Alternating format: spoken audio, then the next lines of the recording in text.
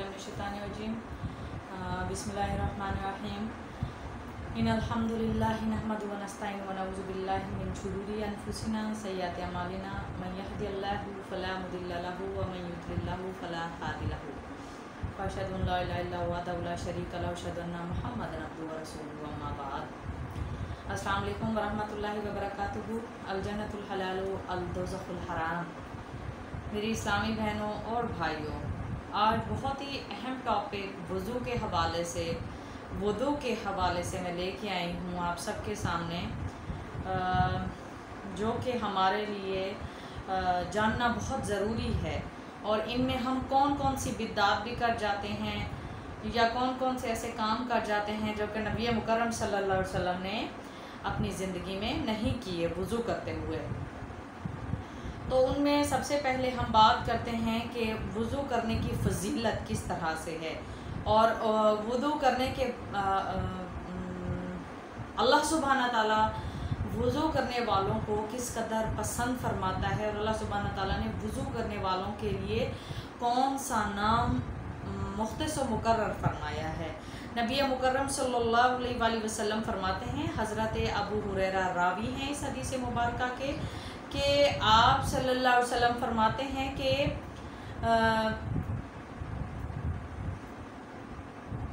क़यामत के दिन मेरी उम्मत के लोग वज़ू के निशानात से पहचाने जाएंगे और अल्लाह सुब्हाना ताला मेरी उम्मत के लोगों को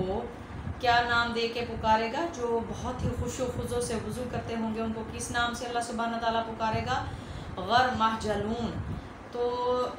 इसलिए नबी पाक सल्लल्लाहु अलैहि वसल्लम ने हुक्म दिया कि वज़ू बड़ा एहतमाम के साथ किया करो। इसी तरीके से ये सही बुखारी की हदीस है और हदीस नंबर है 137 जिल्द अव्वल में है। तो नबी पाक सल्लल्लाहु अलैहि वसल्लम ने फरमाया कि वज़ू को बहुत एहतमाम के साथ किया करो। और सहाबा कराम रज़ियल्लाहु अन्हुम ने एक मरतबा पूछा, या रसूलुल्लाह सल्लल्लाहु अलैहि वसल्लम आप हमें किस तरह से मतलब पहचानेंगे? क़यामत के दिन तो इतने सारे लोग होंगे। तो आप सल्लल्लाहु अलैहि वसल्लम ने फरमाया, सही मुस्लिम की भी ये हदीस है, मिशकात शरीफ में पूरा एक मजमुआ है इसका, जामिया तिरमिज़ी का भी, सुनन इब्न माजा का भी, सुनन अबी दाऊद का भी, कि आप सल्लल्लाहु अलैहि वसल्लम ने फरमाया, अगर 100 काले घोड़ों के दरमियान एक सफ़ेद घोड़ा ठहरा दो तो क्या उसको पहचानना मुश्किल होगा? तो सहाबा कराम रज़ियल्लाहु अन्हुम अजमाइन ने फरमाया, नहीं या रसूलुल्लाह सल्लल्लाहु अलैहि वसल्लम, बिल्कुल भी मुश्किल नहीं होगा। तो आप सल्लल्लाहु अलैहि वसल्लम ने फरमाया, जिस तरह तुम वुज़ू करते हो, खुशू खुजू के साथ वज़ू करते हो, बड़े ही एहतमामन वज़ू करते हो, तो अल्लाह सुब्हाना ताला की रज़ा से ये वज़ू महशर के रोज़ तुम्हारे चेहरों को चमका देगा। और जिसका चेहरा ज़्यादा चमकेगा, चमक रहा होगा, मैं उसकी तरफ इशारा करूँगा, इंशाअल्लाह अज़ीम अल्लाह सुब्हाना ताला की रज़ा भी उस पर होगी। इसी तरीके से एक और हदीस मुबारका भी मैं आपको बताना चाहती हूँ इस हवाले से, कि रसूल मुकर्रम सल्लल्लाहु अलैहि वसल्लम ने ये भी फरमाया कि वज़ू किस हाल में टूट भी सकता है। अगर रिह की हालत में, गैस की हालत में आवाज़ आ जाए या स्मेल आ जाए, बदबू आ जाए तो भी वज़ू टूट जाता है। गहरी नींद आ जाए तो भी वज़ू टूट जाता है। लेकिन गहरी नींद में भी एक तरीक़त है कि नबी पाक सल्लल्लाहु अलैहि वसल्लम, सहाबा कराम रज़ियल्लाहु अन्हुम अजमाइन ने फरमाया कि अक्सर नबी पाक सल्लल्लाहु अलैहि वसल्लम को हमने देखा कि आप सल्लल्लाहु अलैहि वसल्लम बैठे होते और इतने में आप सल्लल्लाहु अलैहि वसल्लम को नींद आ जाती तो उठकर बग़ैर वज़ू किए अगली नमाज अदा करते। और इसी तरीके से सोते हुए मतलब तहज्जुद की नमाज के वक्त भी नबी पाक सल्लल्लाहु अलैहि वसल्लम को देखा गया। क्योंकि एक तरीक़ा होता है कि जब हम क़याम पर बैठे हैं, किसी कुर्सी पर बैठे हैं, किसी लेटने वाली जगह पर बैठे हुए हैं या कुछ इस अंदाज में बैठे हुए हैं कि जिससे हमारे हवास बिल्कुल बाख़ता ना हो, बिल्कुल हम लोग नींद में ना चले जाएं, तो उस हालत में हमारा वज़ू कायम रहता है। उस हालत में हम दोबारा वज़ू हमें करना ज़रूरी नहीं है। ठीक है, कि नबी पाक सल्लल्लाहु अलैहि वसल्लम ने फरमाया कि जब मैं सो रहा होता हूँ तब मेरा दिल जाग रहा होता है, तो इसलिए आप सल्लल्लाहु अलैहि वसल्लम ने उठकर वज़ू नहीं किया अक्सर औक़ात। और आगे एक और रिवायत मैं आप लोगों के सामने पेश करना चाहती हूँ اور اس کے راوی ہیں حضرت علی بن عبداللہ کے فرماتے ہیں نبی پاک صلی اللہ علیہ وسلم سوئے یہاں تک کہ سانس لی، آواز آئی اس سانس کی، پھر آپ نے نماز پڑھی، اور کبھی کہتے تھے کہ آپ لیٹے یہاں تک کہ سانس کی آواز آئی، پھر آپ بیدار ہوئے اور آپ نے نماز پڑھی۔ علی بن عبداللہ کی ایک روایت یہ الفاظ ہیں کہ ابن عباس رضی اللہ عنہ نے فرمایا کہ میں ایک شب اپنی خالہ میمونہ کے گھر میں رہا تو میں نے دیکھا کہ نبی پاک صلی اللہ علیہ وسلم رات کو اٹھے جب تھوڑی رات رہ گئی، اور آپ نے ایک لٹکی ہوئی مشک سے خفیف تھوڑا یعنی وضو کیا، اور وضو فرمانے کے بعد آپ نماز پڑھنے کے لیے کھڑے ہو گئے، پس میں نے بھی وضو کیا اسی کے قریب جیسا کہ آپ نے وضو کیا، پھر میں آیا اور آپ کی بائیں جانب کھڑا ہو گیا، اور کبھی سفیان کہتے ہیں کہ آپ کے شمال کی جانب کھڑا ہو گیا، آپ نے مجھے پھیر لیا اور اپنی دائیں جانب یعنی رائٹ سائڈ پہ کھڑا کر دیا، جس قدر اللہ نے چاہا آپ نے نماز پڑھی، پھر آپ لیٹ گئے اور سو گئے، یہاں تک کہ آپ کی سانس کی آواز آئی۔ اتنے میں آپ صلی اللہ علیہ وسلم کے پاس مؤذن آیا اور اس نے آپ صلی اللہ علیہ وسلم کو نماز کی اطلاع دی، آپ اس کے ہمراہ نماز کے لیے اٹھ گئے، پھر آپ نے نماز پڑھی اور وضو نہیں کیا، ٹھیک ہے۔ تو یہ حدیث ثابت ہوتی ہے اس حوالے سے کہ نبی پاک صلی اللہ علیہ وسلم کا دل جاگ رہا ہوتا۔ بیٹھنے کی تشریف کی جگہ پر جب ہم اکثر ایسے بیٹھے بیٹھے بھی لیٹ جاتے ہیں، سو جاتے ہیں، تو اس حالت میں بھی ہمارا وضو نہیں ٹوٹتا، اور اس حالت میں بھی جب کہ ہم آدھی نیند میں ہوں، آدھے جاگ رہے ہوں، سکون بھی کر رہے ہوں، لیکن ہمارے ہوش بالکل خطانہ ہو چکے ہوں، تو تب بھی ہمارا وضو نہیں ٹوٹتا۔ اسی طریقے سے ایک میں خود ہی چاہ رہی تھی کہ ذرا آج وضو کے حوالے سے ایک ڈیٹیل میں چلو کنورسیشن ہو جائے، ہماری ایک ریکارڈنگ ہو جائے آن ایئر۔ تو ایک دوسری روایت بھی میں آپ کو بتاتی ہوں، حضرت ابن عباس رضی اللہ عنہ فرماتے ہیں کہ آپ صلی اللہ علیہ وسلم انہوں نے وضو کیا، ایک چلو پانی لے کر اسی سے کلی کی اور ناک میں پانی ڈالا، پھر ایک چلو پانی لیا، اسی طرح یعنی دوسرے ہاتھ کو ملا، اور اسی طرح منہ دھویا، پھر ایک چلو پانی لیا، اپنا دائنا ہاتھ دھویا یعنی رائٹ ہینڈ دھویا، پھر ایک چلو پانی لیا اور اس کے بعد اپنا بایاں ہاتھ دھویا، پھر سر کا آدھا مسح کیا، ٹھیک ہے، اور پھر ایک چلو پانی لیا اور اپنے داہنے پیر پر ڈالا یہاں تک کہ اسے دھو ڈالا، پھر دوسرا چلو پانی لیا اور اسے دھویا یعنی اپنے بائیں پیر کو، پھر کہا کہ میں نے رسول اکرم صلی اللہ علیہ وآلہ وسلم کو اسی طرح سے وضو کرتے ہوئے دیکھا ہے۔ جی صحیح بخاری کی بھی یہ حدیث نمبر وضو کا بیان کتاب کا نام ہے، حدیث نمبر 141 ہاں۔ اب جی اگلی حدیث مبارکہ کے پاس آتے ہیں، یہ ذرا میں مجموعہ لے کے بیٹھی ہوئی ہوں حدیث صحیح بخاری کی طرف سے، کہ حضرت عبداللہ بن عمر رضی اللہ عنہ فرماتے ہیں کہ لوگ کہتے ہیں جب تم اپنی قضاء حاجت کے لیے بیٹھو تو نہ قبلہ کی طرف رخ کرو نہ ہی بیت المقدس کی طرف رخ کرو، جبکہ فرماتے ہیں کہ میں ایک رات اپنے گھر کی چھت پر چڑھا تو میں نے رسول اکرم صلی اللہ علیہ وسلم کو قضاء حاجت کرتے ہوئے دیکھا، آپ صلی اللہ علیہ وسلم 2 اینٹوں پر بیٹھے ہوئے ہیں اور آپ صلی اللہ علیہ وسلم کا رخ بیت المقدس کی طرف ہے۔ مطلب یہ کہنا تو ٹھیک ہے کہ قضاء حاجت کے لیے اپنا رخ بیت اللہ کی طرف مت کریں، یہ گناہ میں شمار ہوتا ہے، بیت المقدس کے حوالے سے آپ مت کہو، کیونکہ میں نے نبی پاک صلی اللہ علیہ وسلم کو دیکھا ہوا ہے، صلی اللہ علیہ وسلم نے 2 اینٹوں پر بیٹھ کے رفع حاجت اپنی تکمیل کی اور آپ صلی اللہ علیہ وسلم کا رخ بیت المقدس کی طرف ہے۔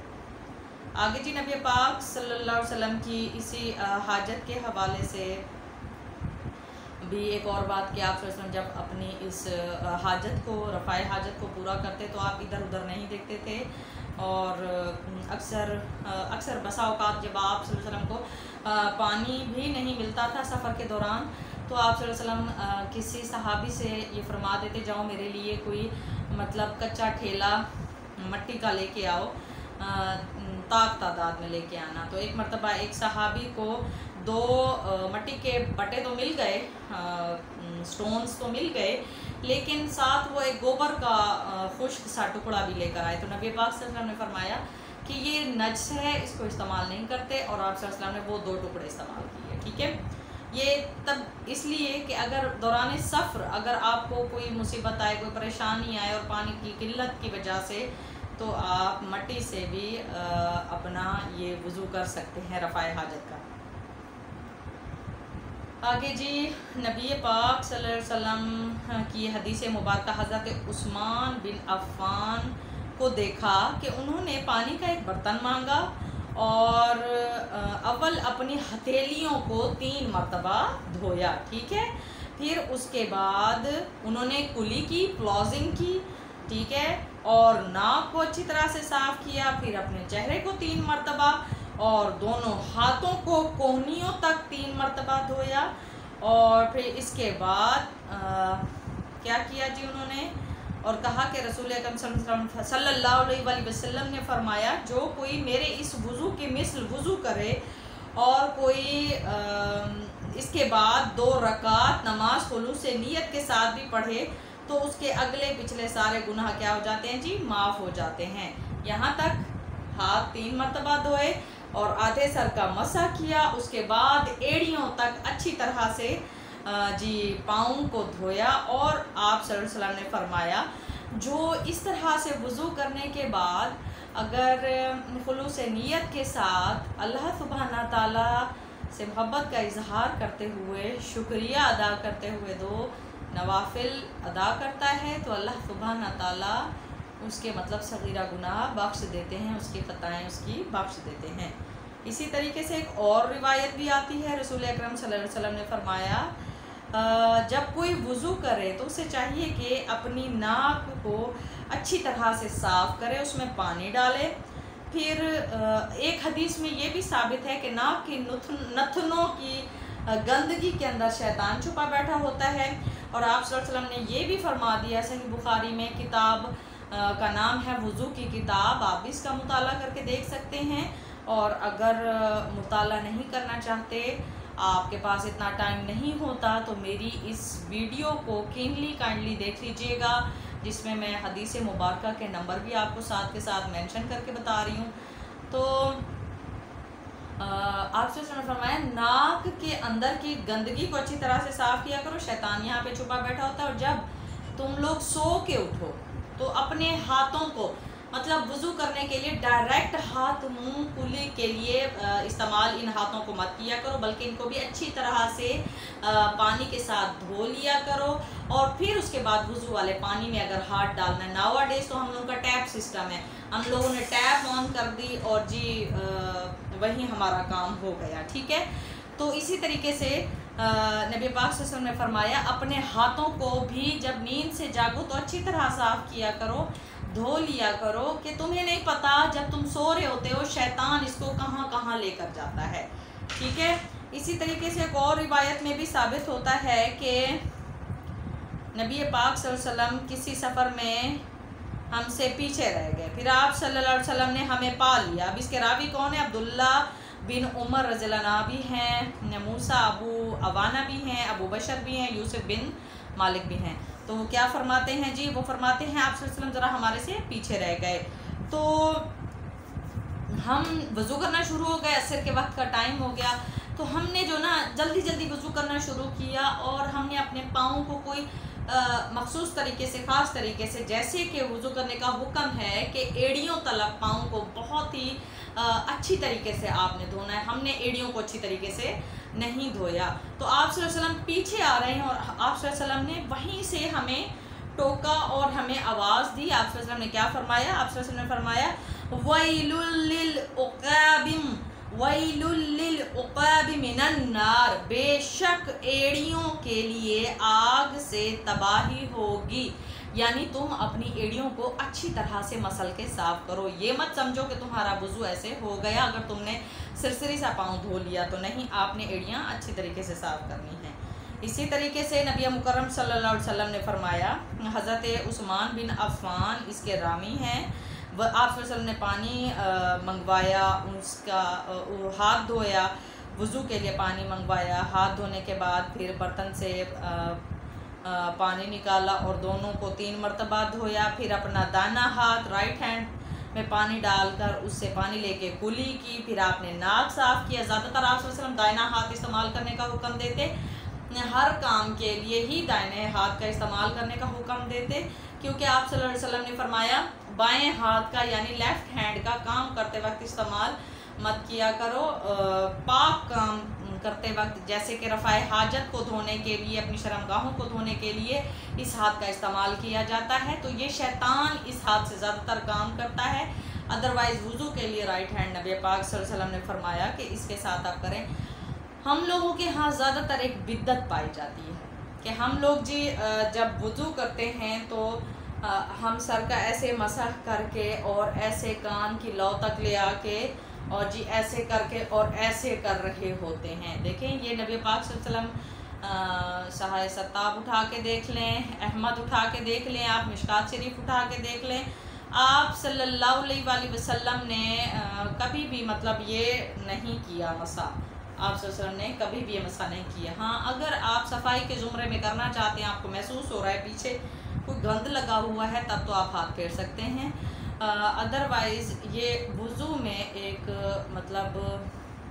آپ صلی اللہ علیہ وسلم نے ایسا کبھی نہیں کیا، ٹھیک ہے۔ یہ ایک طرح کی بدعت میں شمار ہوتا ہے، ذہن میں رکھیے گا، یہ وضو کا حصہ نہیں ہے، پاکیزگی کے حصے میں تو اس کو شمار کر سکتے ہیں لیکن یہ وضو کا حصہ نہیں ہے۔ اسی طریقے سے بسم اللہ پڑھنا اور اسی طریقے سے درمیان میں دعا پڑھنا کہ اور آخر میں اشہد ان لا الہ پڑھنا، نبی پاک صلی اللہ علیہ وسلم کی صحیح روایت سے یہ ثابت نہیں ہے، لیکن اگر ہم لوگ پڑھ لیتے ہیں تو یہ بہت ثواب کا کام ہے، اس کے لیے منع بھی نہیں فرمایا گیا۔ اور ان کلمات میں بسم اللہ الرحمن الرحیم اللہ کے نام سے ہم لوگ شروع کر رہے ہوتے ہیں، درمیان میں جو ہم وضو کے لیے دعا پڑھتے ہیں اللہم اغفر لی ذنبی ووسع لی فی داری وبارک لی فی رزقی، یہ بھی ایک اپنے آپ میں دعا ہے کہ اللہ میرے رزق میں اضافہ فرمائے اور میرے گناہوں کو بخشے۔ اور آخر میں جب ہم لوگ اکثر اوقات لوگ ایسے اشہد ان لا الہ الا اللہ وحدہ لا شریک لہ واشہد ان محمد عبدہ ورسولہ پڑھ لیتے ہیں جی، تو یہ پڑھ لینا بھی کوئی مطلب پڑھنا تو گناہ نہیں ہے لیکن اس کو فرض سمجھنا ضرور گناہ ہے، ٹھیک ہے۔ تو آگے نبی پاک آپ پڑھ سکتے ہیں تو پڑھ لیں، نہیں پڑھتے تو یہ کوئی گناہ نہیں ہے، کوئی بات نہیں ہے، آپ کا وضو بس وہ جو وضو کا ہے تمام نبی پاک صلی اللہ علیہ وسلم نے جس طرح سے کیا، آپ صلی اللہ علیہ وسلم نے ایک مرتبہ بھی یہ ساری چیزوں کا، ایک مرتبہ ہاتھ دھونا، ایک مرتبہ کلی کرنا، ایک مرتبہ ناک میں پانی ڈالنا، ایک مرتبہ منہ دھونا، ایک مرتبہ بھی ثابت ہے، 2 مرتبہ بھی ثابت ہے، 3 مرتبہ بھی ثابت ہے، تو یہ کر لینے سے ہی آپ کا وضو مکمل ہو جاتا ہے۔ باقی جو ایکسٹرا کام آپ ساتھ کے ساتھ کر رہے ہیں، پیچھے سے گردن کا مسح کرنا، یہ بدعت ہے، ذہن میں رکھیے گا۔ ہم لوگوں کے نبی پاک صلی اللہ علیہ وسلم نے یہ کام کبھی بھی نہیں کیا، اور اسپیشل کوئی دعا پڑھنا یہ بھی کہیں سے ثابت نہیں ہے، صحیح بخاری سے بھی ثابت نہیں ہے۔ اور آگے ایک آخری روایت آپ کے سامنے پیش کرتی ہوں کہ نبی پاک صلی اللہ علیہ وسلم کو دیکھا، یہ جی وہیں پچھلی حدیث مبارکہ کی ہی ترجمانی کرتی ہے کہ نماز عصر کا وقت آ گیا تھا اور لوگوں نے پانی وضو کے لیے ڈھونڈا، یہ نبی پاک صلی اللہ علیہ وسلم کے معجزے میں شمار ہوتا ہے، ٹھیک ہے، اور یہ بھی صحیح بخاری کی حدیث ہے، وضو کا بیان حدیث نمبر 169، ٹھیک ہے، اور مقررات اس کے 14 متفقون علیہ اس کے، ٹھیک ہے، اور لوگوں نے پانی وضو کا جب ڈھونڈا تو کچھ بھی نہیں پایا، تو آپ صلی اللہ علیہ وآلہ وسلم نے اپنے پاس ایک برتن میں وضو کے لیے پانی رکھا اور آپ صلی اللہ علیہ وسلم نے برتن میں ہاتھ ڈالا، وہ پانی مقداراً بہت کم ہے، آپ صلی اللہ علیہ وسلم نے اسی برتن کے اندر ہاتھ مبارک اپنا ڈالا، تو آپ صلی اللہ علیہ وسلم نے جتنے بھی ساتھی آپ صلی اللہ علیہ وسلم کے ساتھ تھے تو آپ صلی اللہ علیہ وسلم نے ان کو بلایا کہ آؤ اس پانی سے تم اپنا وضو کر لو، ٹھیک ہے، تو ان لوگوں نے جب آ کے وضو کیا تو حضرت انس رضی اللہ عنہ فرماتے ہیں کہ میں نے پانی کو دیکھا کہ آپ صلی اللہ علیہ وسلم کی انگلیوں کے نیچے سے ابل رہا ہے. ٹھیک ہے, سبحان اللہ العظیم, صحیح بخاری کی حدیث ہے یہ. انگلیوں کے نیچے سے ابل رہا ہے یہاں تک کہ سب لوگوں نے وضو کر لیا. اس تھوڑے سے پانی میں آپ صلی اللہ علیہ وسلم نے جب انگلیاں ڈالیں, اپنے ہاتھ مبارک ڈالے, تو آپ صلی اللہ علیہ وسلم نے سب کو بلایا, اور ایسے ہی حضرت انس نے کر کے دکھایا کہ میں نے دیکھا کہ آپ صلی اللہ علیہ وسلم کی انگلیوں مبارک سے پانی ابل رہا ہے, نکل رہا ہے, اور سب نے اس کے ساتھ بہت ہی خوش و خضو کے ساتھ وضو کیا. سبحان اللہ العظیم. تو آج کے لیے وضو کا یہی ٹاپک میں اختتام کرتی ہوں. بڑا لمبا ٹاپک ہو گیا, پھر اس کے بعد غسل کے حوالے سے بھی بات کریں گے انشاءاللہ العظیم. حیض کے حوالے سے بھی, حیض کہتے کسے ہیں, اور عورت کے حیض کے علاوہ بھی اور بہت سارے مسئلے مسائل ہوتے ہیں, نفاس کے ہوتے ہیں, تو اس کی بھی بات اللہ کے حکم سے ایک بیان میں باقاعدہ ریکارڈ کی جائے گی تاکہ آپ سب اس سے مستفید ہو سکیں.